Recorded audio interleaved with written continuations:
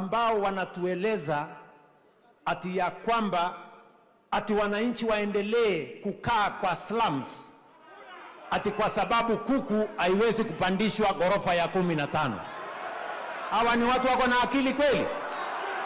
Ni mafala, si mafala wale bana? Mafala sana. Yaani unatuambia ati tusifanye affordable housing kwa sababu kuku haiwezi kupelekwa 17th floor. Yaani mnatubeba ufala kiasi gani my friends? Mimi niliwaeleza kuna watu hawana akili. Mtu anaongea hivi wako na akili kweli? Wako na akili kweli? Msikia juzi ya kifoka na namwambia asijam, twende tu pole pole tutaelewana. Unaona hii kijiji tuko hapa, hii kijiji ati hii kijiji tuko hapa inaitwa Siaka. Si nimemwambia?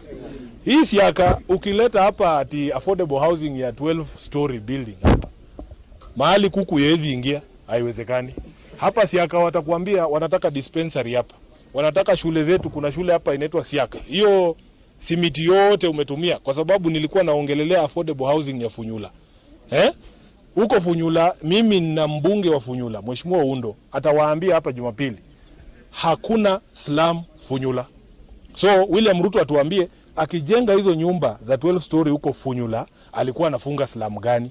Mimi kama senator wa Nairobi, tangu William Ruto achaguliwe, zile slum alipata pale bado ziko.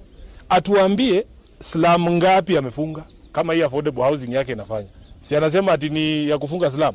Slum ngapi zile alipata zikiwa hazipo tena.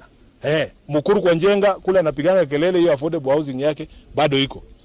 Kule ukienda maeneo ya Kibra na Langata bado zile slum ziko.